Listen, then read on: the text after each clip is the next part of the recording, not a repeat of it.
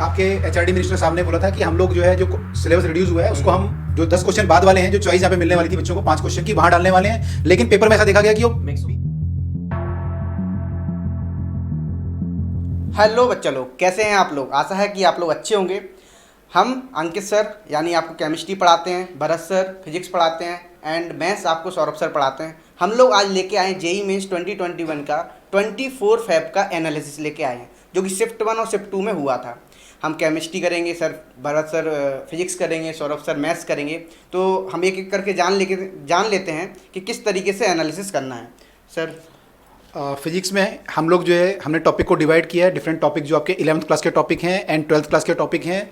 उसमें जो है कौन कौन से क्वेश्चन आए, 11th क्लास के टॉपिक से कितने क्वेश्चन आए और कहाँ पे जो है टफ क्वेश्चन बना था आपका। स्पेशली इस बार जो है आपको ध्यान होगा पेपर हमारा थोड़ा चेंज हुआ है, 20+10 का हुआ है।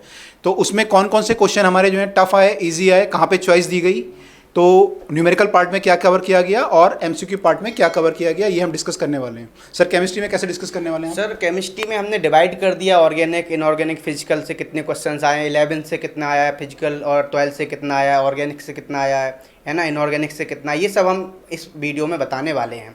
अब सौरभ सर से हम जानते हैं उन्होंने कैसे किया है। सर बेसिकली मैं इसको डिवाइड करने वाला हूँ पहले 11th और 12th में, उसके बाद मैं इजी और डिफिकल्ट में डिवाइड करूँगा और उसके बाद हम बात करेंगे कि जो आउट ऑफ कॉन्टेक्स्ट था, यानी सीबीएसई ने जो सिलेबस रिड्यूस कर दिया था उसके बावजूद भी उस सिलेबस से जो क्वेश्चन आ गए उनकी बात करेंगे। और ऐसे टॉपिक से क्वेश्चन आए हैं जिनकी यूजली क्वेश्चन कम आते हैं, उनसे हैवी मार्क्स आ गए हैं। और सर कुछ एक टॉपिक ऐसे होते हैं जिनके क्वेश्चन आते ही आते हैं, उनको नेग्लेक्ट कर दिया गया इस बार। तो इस तरीके से पूरा एनालिसिस करने वाले हैं। इस बार एक बड़ा उलटफेर ये हुआ है कि आपके एचआरडी मिनिस्टर साहब ने बोला था कि हम लोग जो है जो सिलेबस रिड्यूस हुआ है उसको हम जो 10 क्वेश्चन बाद वाले हैं जो चॉइस यहाँ पे मिलने वाली थी बच्चों को 5 क्वेश्चन की वहां डालने वाले हैं, लेकिन पेपर में ऐसा देखा गया कि वो 20 जो कंपलसरी क्वेश्चन थे वहां डाल दिया गया। तो बच्चे बड़े अपसेट हैं, काफ़ी सारे बच्चे। तो उसके बारे में थोड़ा सा हम डिस्कस करेंगे आज की वीडियो में। चलिए स्टार्ट करते हैं फटाफट से और देखते हैं analysis 1 by 1 physics, chemistry, then maths. Okay student, तो फिजिक्स का हम स्टार्ट करते हैं आज analysis of shift 1 and shift 2। तो शिफ्ट 1 का जो पेपर था वो रिलेटिवली इजी था शिफ्ट 2 के मुकाबले। हालांकि दोनों ही पेपर इजी थे, लेकिन अगर ज़्यादा इजी बोलूँ तो शिफ्ट 1 वाज मोर इजियर। और इसमें टॉपिक का अगर आप वेटेज देखेंगे, ये लगभग अप्रॉक्सीमेट वेटेज है क्योंकि मेमोरी बेस है, थोड़ा बहुत ऊपर नीचे हो सकता है, लेकिन जो वेटेज आ रहा है मोटा मोटा शिफ्ट 1 में अगर आप देखें तो एमसीक्यू हमारे मैकेनिक्स एंड फ्लूइड को अगर मैं मिक्स कर दूं तो 6 एमसीक्यू वहां से आए थे, 4 न्यूमेरिकल। शिफ्ट 1 में 10 क्वेश्चन जो है यहां से हमारे आए हैं, 10 क्वेश्चन यहां से आए हमारे। उसके अलावा आप लोगों को पता होगा एमसीक्यू जो है ये हमारे 20 क्वेश्चन थे और न्यूमेरिकल वाले 10 क्वेश्चन थे, 5 आपको करने थे। ऐसे ही शिफ्ट 2 में भी था 20 और 10 क्वेश्चन। तो यहाँ पे 20 में से 6 क्वेश्चन यहां से आए थे। हीट एंड थर्मोडायनेमिक्स एसएचएम में, अच्छा हीट एंड थर्मोडायनेमिक्स में 3 क्वेश्चन आए और न्यूमेरिकल इसमें से कोई नहीं था। वेव्स एंड ऑसिलेशन में 1 क्वेश्चन था। इलेक्ट्रिसिटी एंड मैग्नेटिज्म चैप्टर में फिर दोबारा काफी क्वेश्चन, हमने ब्रॉड चैप्टर लिया इलेक्ट्रिसिटी मैग्नेटिज्म, मतलब मैंने पूरा जो है अप टू अल्टरनेटिंग करंट तक हमने कवर किया है। तो सारा ईएमआई वगैरह इसमें जोड़ के 9 क्वेश्चन बने थे। ऑप्टिक्स में 1 क्वेश्चन था, मॉडर्न फिजिक्स में 3 क्वेश्चन, सेमीकंडक्टर और communicator. To the surprise of everyone, जो टॉपिक हम सीबीएसई ने सिलेबस से हटा दिए थे, ट्रांजिस्टर एंड आपके कम्युनिकेशन डिवाइसेस वगैरह, वहां से भी क्वेश्चन जो है आए हैं। जो एनटीए ने मना किया था मिनिस्टर साहब ने कि वो हमारे क्वेश्चन जो आएंगे वो जो है ज़्यादा से ज़्यादा यहाँ आ सकते हैं न्यूमेरिकल साइड में, जहाँ पे आपको चॉइस मिलेगी, लेकिन फिर भी वो क्वेश्चन यहाँ पे आया था। तो जो बच्चे पेपर देने जा रहे हैं वो लोग जो है उन टॉपिक को भी एक बार देख लें जो कि रिमूव हो चुके हैं सिलेबस से। This was shift 1 analysis. अगर हम शिफ्ट 2 को देखें, शिफ्ट 2 का पेपर थोड़ा सा उससे अच्छा आया था। अच्छा, यहाँ पे जो टफ क्वेश्चन था, सारे क्वेश्चन ईजी थे, लेकिन एक क्वेश्चन यहाँ पे जो है हमारा वेव्स एंड ऑसिलेशन में एक एसएचएम का क्वेश्चन था, दैट वाज, उसमें थोड़ा दम था, बाकी क्वेश्चन सब बहुत ही इजी थे। यहाँ पे 2-3 क्वेश्चन काफी अच्छे थे जो शिफ्ट 2 का पेपर हुआ। और इसमें अगर आप देखें तो वेटेज जो है फिर दोबारा मैकेनिक्स को काफी अच्छी वेटेज दी गई। वेव्स एंड ऑसिलेशन का वेटेज यहाँ पे एकदम से रिवर्स हो गया, काफी अच्छा वेटेज यहाँ पे मिला इसको। और इलेक्ट्रिसिटी मैग्नेटिज्म लगभग सेम वेटेज पे, यहाँ पे 9 क्वेश्चन थे, यहाँ पे 5 क्वेश्चन आए हैं। और आपका ऑप्टिक्स लगभग सेम रहा है। मॉडर्न फिजिक्स जो है यहाँ पे अच्छा वेटेज जिसे 6 क्वेश्चन का मिला। और फिर दोबारा आप देख रहे हैं यहाँ पे to the surprise of everyone, ये जो 3 क्वेश्चन हैं जो कंपलसरी आपको 20 क्वेश्चन करने थे, उनमें 3 क्वेश्चन फिर दोबारा जो है यहाँ पे सेमीकंडक्टर और कम्युनिकेशन डिवाइस से आया है, और वो भी उस पार्ट से आए हैं जो कि हटा दिए गए थे, उन पार्ट से क्वेश्चन आए हैं यहाँ पे। तो सब लोग जो पेपर देने जा रहे हैं वो लोग जो है इनको देख के जाएं। और देखिए जो आप देख रहे हैं यहाँ पे डिस्ट्रीब्यूशन लगभग पूरी बुक कवर की गई है और मैंने सब कुछ आपको पढ़ना है, लेकिन बहुत इजी लेवल पे, कोई हाई लेवल के क्वेश्चन करने की जरूरत नहीं है। इनफैक्ट यार फॉर्मूला बेस्ड क्वेश्चन पूछ लिए थे, E equal to SC by lambda, lambda बढ़ेगा तो E क्या होगा, ऐसे टाइप के क्वेश्चन भी पूछ लिए थे। डायरेक्ट क्वेश्चन काफी सारे पेपर में देखने को मिलेंगे आपको, तो घबराना नहीं है, पूरा सिलेबस करना है और बाकी सब बड़ा इजी होने वाला है। तो ये फिजिक्स का डेरिवेशन था। होप जो 25 तारीख की और जो बाकी पेपर होंगे वो भी काफी इसी टाइप के होंगे, तो आप लोग अपनी तैयारी स्ट्रांग रखिएगा।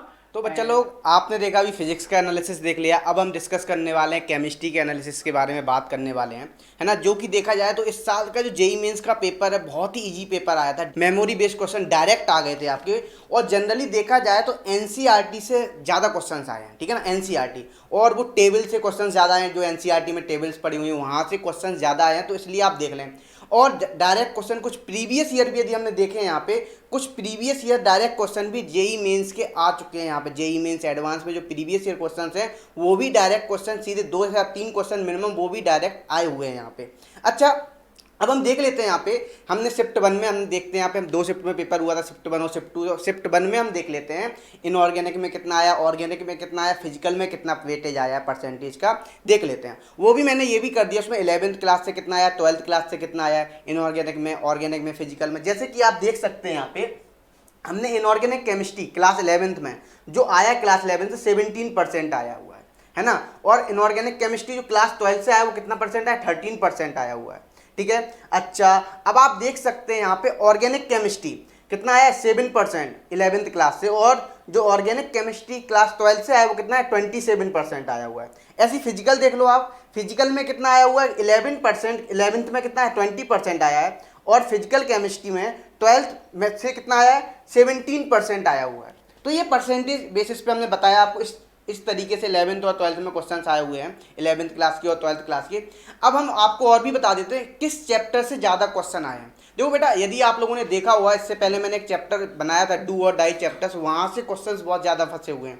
आप लोगों ने यदि वो वीडियो देखी होगी तो वही चैप्टर से क्वेश्चन ज़्यादा वेटेज, उन्हीं चैप्टर्स को ज़्यादा वेटेज दिया गया है अभी 24 के पेपर में। तो देखो यहाँ पर जैसे हमने बताया, देखो बच्चा पार्टी, केमिकल बॉन्डिंग से कितने क्वेश्चन आए, 5 क्वेश्चन आए थे शिफ्ट 1 में, ठीक है ना।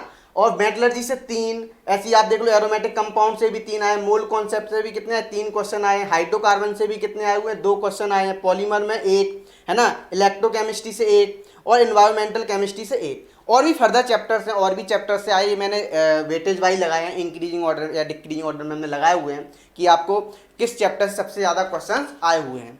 अब हम देख लेते हैं यहाँ पे, ऐसी बात कर लेते हैं किसकी, शिफ्ट 2 पेपर की भी बात कर लेते हैं। हमने शिफ्ट 2 को भी डिवाइड कर दिया है 11th और 12th के हिसाब से, ठीक है ना। तो देखो बच्चा पार्टी, 11th क्लास में ऑर्गेनिक, इनऑर्गेनिक केमिस्ट्री कितनी आई, 20%, और 12th क्लास से कितनी आई, 13%, और क्लास 11 से 7% ऑर्गेनिक आई है, और 23% कितना आया है, ऑर्गेनिक केमिस्ट्री क्लास 12 से आया हुआ है।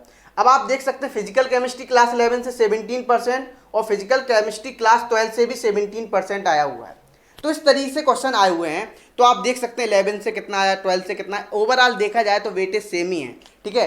अब हम और देख लेते हैं यहाँ पे, जैसे नंबर ऑफ क्वेश्चंस की बात कर लेते हैं, शिफ्ट 2 में इनऑर्गेनिक से कितने आए, ऑर्गेनिक से कितने आए, और फिजिकल से कितने आए। तो आप देख सकते हैं यहाँ पे इनऑर्गेनिक से कितना 8 to 10 क्वेश्चन आए हैं मिनिमम, ठीक है ना। ऑर्गेनिक से 8 to 10 आए, और फिजिकल केमिस्ट्री से कितने आए, 7 to 8 क्वेश्चन आए हुए हैं, ठीक है बच्चा पार्टी। तो ये हमारी केमिस्ट्री की एनालिसिस थी। तो बच्चा पार्टी, अगर हम बात कर रहे हैं मैथमेटिक्स की, तो सबसे पहले हमें ये पता होना चाहिए कि एग्जाम में क्या कवर नहीं हुआ। तो सबसे पहले जो हम बात करने वाले हैं वो बात करने वाले हैं टॉपिक नॉट कवर्ड। अगर हम टॉपिक नॉट कवर्ड की बात करें तो हमें मालूम है कि ये जो टॉपिक हैं, ये जो यूजली बहुत ज्यादा मात्रा में, नहीं हर बार कंफर्म होता ही होता है यहां से क्वेश्चन, यानी स्टैट्स का एक क्वेश्चन हर हालत में होता ही होता था, एक क्वेश्चन कंफर्म होता था जो कि नहीं दिया गया। इसी तरीके से रिलेशन का भी एक क्वेश्चन होता था, वो भी यहां पर नहीं दिया गया है। सिमिलरली सेम पैटर्न पर इनवर्स ट्रिग्नोमेट्री से क्वेश्चन होता था, और वो भी यहां पर नहीं दिया गया है। इसका मतलब 3 one of the most important topics जो थे वहां से क्वेश्चन नहीं आया। इसके बाद ओवरली कवर्ड, भाई यूजुअली क्या होता है, एक सिस्टमेटिक मैनर में, इवन वे में सिलेबस कवर्ड होता है, लेकिन यहां पर क्या हुआ, ओवरली कवर्ड हो गया। कुछ जो है कवर्ड ही नहीं हुआ, कुछ जो ओवरली कवर्ड हो गया। जैसे कि मैं मैट्रिक्स एंड डिटर्मिनेंट की बात करूं तो यूजुअली 1 क्वेश्चन आता है यहां से, कितना आता है 1, लेकिन अभी कितने आ गए हैं, अभी वहां पर 3 क्वेश्चंस आपके सामने आ गए हैं। Similarly when we are talking about integration, तो इंटीग्रेशन में से लगभग 3 क्वेश्चन आते हैं, लेकिन यहां पर क्या हो गए, 5 क्वेश्चन आ गए। और 5 क्वेश्चन में भी क्या मैं कहूं, 5 क्वेश्चन में भी क्या कहूं कि यहां पर 4 और 1 के रेशो में आ गए, ये आपके डेफिनेट इंटीग्रल में आ गए और ये आपके इंडेफिनिट इंटीग्रल में आ गए। जैसे कि आप देख सकते हैं इंडेफिनिट इंटीग्रल 0 क्वेश्चन यूजुअली आता है, यानी 0 से 1 के बीच में आता है, और यहां पे क्या हो गया, कंफर्म 1 क्वेश्चन आ गया है। बात करते हैं वेक्टर्स की। वेक्टर्स में यूजुअली 2 क्वेश्चन आते हैं, लेकिन इस बार कितने आए, 3 क्वेश्चन आए। और यहां पर हम एक और इंपॉर्टेंट बात बताना चाहते हैं कि भैया क्लास 11 से अगर मैं बात करूं, किससे, क्लास 11 से कितने क्वेश्चन आए, तो लेट्स फिगर आउट। क्लास 11 की अगर हम बात कर लेते हैं तो क्लास 11 से आपके 11 क्वेश्चन मिले हैं, और क्लास 12 की अगर मैं बात करूं तो आपको 19 क्वेश्चन मिले हैं। कितने, 19 क्वेश्चन। और एज ऑफ कोर्स सी बात, अगर ये क्वेश्चन ज्यादा हैं तो रिड्यूस्ड सिलेबस जो था वहां से क्वेश्चन मिल गए हैं। एक और इंपॉर्टेंट बात मैं जो आपको डिस्कस करना चाहता हूं, बताना चाहता हूं, यूजुअली यहां पर ऐसा होता है कि पेपर में क्वेश्चन रिपीट होते हैं, लेकिन इस बार 4 क्वेश्चंस जो है रिपीट हुए हैं। क्या हुए हैं, रिपीट हुए हैं, जिसमें से 3 क्वेश्चन एडवांस से रिपीट हुए हैं और 1 क्वेश्चन जो है आपका जेई से रिपीट हुआ है। किससे रिपीट हुआ है, जेई से। और रिपीट होने का मतलब क्या होता है, रिपीट होने का मतलब फिगर्स के साथ डिफरेंस होना चाहिए, कुछ अलग फिगर होनी चाहिए, नहीं, एज इट इज रिपीट हुआ है, यानी सेम फिगर के साथ रिपीट हुआ है, सेम फिगर्स के साथ रिपीट हो गया भैया। इसका मतलब प्रीवियस ईयर करना बहुत ज्यादा जरूरी है, आपको प्रैक्टिस भी कराती है, साथ के साथ एज इट इज क्वेश्चन भी मिल जाते हैं। यहां पर देखिए अब कुछ टॉपिक ऐसे हैं कि जो बिल्कुल एनसीईआरटी बेस्ड आ गए। जैसे कि मैं इसकी बात करूं एरिया बाउंडेड की, एरिया बाउंडेड में सीबीएसई ने साफ साफ कहा कि भैया डबल डायग्राम नहीं आएगा, डबल डायग्राम का क्वेश्चन सीबीएसई के सिलेबस में नहीं आएगा, और सीबीएसई जेईई मेंस को कराती है। तो लेकिन यहां पर क्या हुआ, जो क्वेश्चन आया वो डबल डायग्राम का आया। आपने देखा होगा इस तरीके का डायग्राम, इस तरीके का जो कर्व बना होता है कुछ इस तरीके से, आपको याद होगा इस पे क्वेश्चन आ गया और बिल्कुल एनसीईआरटी कवर करके क्वेश्चन आ गया है। दूसरा पैराबोला, पैराबोला पर भैया बिल्कुल एनसीईआरटी लेवल का क्वेश्चन आया है। सिमिलरली 3D में 2 प्लेन और 1 पॉइंट की बात करके एक क्वेश्चन आ गया है। सिमिलरली सुनिए, 1 प्लेन एंड 1 लाइन की बात करके भी क्वेश्चन आ गया है दोस्तों। और इंटरेस्टिंग बात यह है कि 3D से यह सिलेबस भी क्या कर दिया गया था, हटा दिया गया था इन सीबीएसई, लेकिन यहां पर क्वेश्चन मिल रहा है, यहां पर क्वेश्चन मिल रहा है। चलिए इंडेफिनिट इंटीग्रल की बात करें, बिल्कुल जो क्वेश्चन आया बिल्कुल सीबीएसई बेस्ड आया। क्वेश्चन कैसा है, क्वेश्चन आया है कुछ इस पर, dx upon of root of a square minus x square, जो कि क्या होता है, जो कि होता है sine inverse x upon a plus c, यानी कि परफेक्ट स्क्वायर वाले पैटर्न पे क्वेश्चन आपको आ गया, बिल्कुल एनसीईआरटी लेवल का, बिल्कुल लल्लू क्वेश्चन आ गया दोस्तों। अगला देखते हैं इजी टॉपिक क्या क्या कवर हुए यहां पर, एओडी, ये एक्चुअल में एरिया कवर्ड है, ये क्या है, एरिया कवर्ड। तो एरिया कवर्ड से भी एक क्वेश्चन आपको मिल गया है, पैराबोला से मिला है बिल्कुल लल्लू क्वेश्चन, 3D से 2 क्वेश्चन मिले हैं, कौन से, दो plane, 1 point, 1 plane, 1 line. Quadratic equation से बिल्कुल सिंपल 2 क्वेश्चन मिले हैं, आपको देके दिया है उन्होंने कि p plus q equal to 2 है, p की पावर प्लस q की पावर 4 समथिंग कुछ दे रखी है, आपको बतानी है क्वाड्रेटिक इक्वेशन। इसी तरीके से एक और क्वाड्रेटिक का बड़ा लल्लू सा क्वेश्चन दिया गया है। सिमिलरली वाइनोमियल का क्वेश्चन मेमोरी बेस्ड, हम जो कोई भी टीचर अगर पढ़ाता है तो क्या करता है, सबसे पहले सीरीज लिखवाता है, सीरीज पर बेस्ड क्वेश्चन सीधा सीधा आया है। इंटीग्रेशन का जैसे कि मैंने अभी बताया, इस क्वेश्चन पर, इस पर बेस्ड क्वेश्चन आ गया है, राइट। इसी तरीके से हाइट एंड डिस्टेंस, अरे भाई गजब ढा दिया इन्होंने, बिल्कुल कॉम्प्लीमेंट्री पर, एक एंगल थीटा है तो दूसरा 90 माइनस थीटा होगा। कॉम्प्लीमेंट्री क्या होता है, एक एंगल थीटा है तो दूसरा जो है 90 माइनस थीटा होगा। इस पर हाइट एंड डिस्टेंस का क्वेश्चन दे दिया, जो कि छोटी छोटी क्लासेस में आता है, 10th में आता है, फटाक से वो क्वेश्चन होना है दोस्तों, बिल्कुल इजी क्वेश्चन। और पेपर में क्या दिया, और पेपर में आपको बताना चाहता हूं क्या दिया, किस टाइप की इजी क्वेश्चन दे दिए जो बिल्कुल हो जाने चाहिए। तो देखिएगा दोस्तों, देखिए जो हम बात कर रहे थे कि इजी क्वेश्चन दे दिया गया है, बिल्कुल लल्लू टाइप के क्वेश्चन जो दिए गए हैं उसमें आप देख सकते हैं, देखिए पैराबोला क्वेश्चन है, यानी कि एक सर्कल और एक पैराबोला, एरिया बाउंडेड का क्वेश्चन बिल्कुल लल्लू राम दिया गया है। एक और क्वेश्चन देखिए, मैं आपको दिखाना चाहता हूं, बिल्कुल इजी क्वेश्चन। ये देखिए सीबीएसई ने क्या कहा कि भैया क्वेश्चन किस पर नहीं आएगा, क्वेश्चन नहीं आएगा दो प्लेन पर। अब आप देखिए, एक प्लेन ये रहा, एक प्लेन ये रहा और एक पॉइंट पास कर गया, यानी क्वेश्चन आ गया। इजी क्वेश्चन होता है हालांकि। ये देखिए दूसरा, आगे अब देखते जाइए। सीबीएसई ने तो ये भी कह दिया कि भैया बाइनोमियल डिस्ट्रीब्यूशन पे क्वेश्चन नहीं आएगा। किस पर? बाइनोमियल डिस्ट्रीब्यूशन सिलेबस में नहीं है। लेकिन बाइनोमियल डिस्ट्रीब्यूशन पे भी क्वेश्चन आया। क्वाड्रेटिक पे देखिए कितना इजी है। ये रूट दे रखे हैं, ये इसकी 4 में पावर दे रखी है। P plus Q figure out करना है, यानी P इंटू क्यू।